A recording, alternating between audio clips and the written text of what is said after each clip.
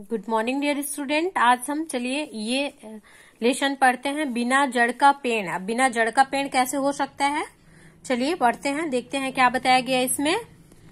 तो राजा के दरबार में एक व्यापारी संदूक के साथ पहुंचा। उसने गर्व से कहा, महाराज, मैं व्यापारी हूँ और बिना बीज एवं पानी के पेड़ उगाता हूँ। आपके लिए मैं एक अद्भुत उपहार लाया हूँ, लेकिन आपके दरबार में एक से एक ज्ञानी ध्यानी हैं, इसलिए पहले मुझे कोई यह बताए कि इस संदूक में क्या है। अगर बता देगा तो आपके यहाँ चाकरी करने को तैयार हूँ। आपको पता है ना कि पेड़ वृक्ष के लिए क्या क्या चाहिए, तो ये कैसे उगा सकता है, बिना जड़ का पेड़ कैसे हो सकता है। और फिर इसमें ये जो बोल रहा है कि हम बिना पानी और बिना बीज के पेड़ उगा लेते हैं। अब देखिए इसमें क्या है। सभासद पंडितों, पुरोहितों और ज्योतिषियों की ओर देखने लगे, लेकिन उन लोगों ने सिर झुका लिए। सभा में गोनू झा भी उपस्थित थे। उन्हें उसकी चुनौती स्वीकार करना आवश्यक लगा, अन्यथा दरबार की जग हंसाई होती। गोनू झा ने विश्वास पूर्वक कहा, मैं बता सकता हूँ कि संदूक में क्या है, लेकिन इसके लिए मुझे रात भर का समय चाहिए और व्यापारी को संदूक के साथ मेरे यहाँ ठहरना होगा। संदूक बदला ना जाए, इसकी निगरानी के लिए हम रात भर जगे रहेंगे और व्यापारी चाहे तो पहरेदार भी रखवा सकते हैं। सभी मान गए और व्यापारी गोनू झा के यहाँ चला गया। रात भर दोनों संदूक की रखवाली करते रहे। रात काटनी थी, इसलिए किस्सा कहानी भी चलती रही। बातचीत के क्रम में व्यापारी ने कहा, मैं बिना बीज पानी के पेड़ उगा सकता हूँ।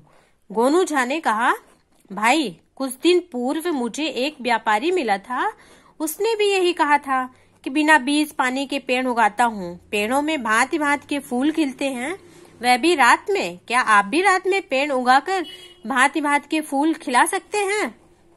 उसने अहंकार से कहा, क्यों नहीं, मेरे पेड़ रात में ही अच्छे लगते हैं और उनके रंग बिरंगे फूल देखते ही बनते हैं।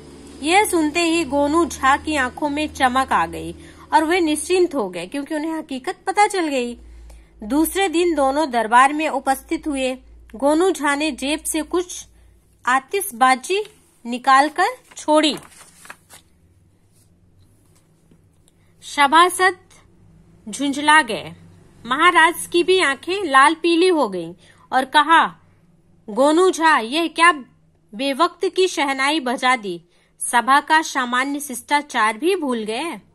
गोनू झा ने वातावरण को सहज करते हुए कहा, महाराज, सर्वप्रथम धृष्टता के लिए क्षमा चाहता हूँ, लेकिन यह मेरी मजबूरी थी।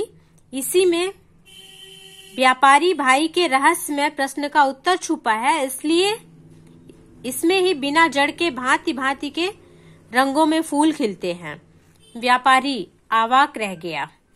उसने सहमते हुए कहा, महाराज, इन्होंने मेरे गूढ़ प्रश्न का उत्तर दे दिया। फिर उसने विस्मय पूर्वक गोनू झा से पूछा, आपने कैसे जाना कि इसमें आतिशबाजी ही है? गोनू झा ने सहजता से कहा, व्यापारी, जब आपने यह कहा कि बिना बीज पानी के पेड़ उगते हैं और उनमें भांति भांति के फूल खिलते हैं, तब तक तो मुझे संदेह रहा, परंतु मेरे पूछने पर यह कहा कि रात ही में आपकी यह फसल अच्छी लगती है, तब जरा भी संशय नहीं रहा कि इसमें आतिशबाजी छोड़ कुछ अन्य सामान्य नहीं होगा।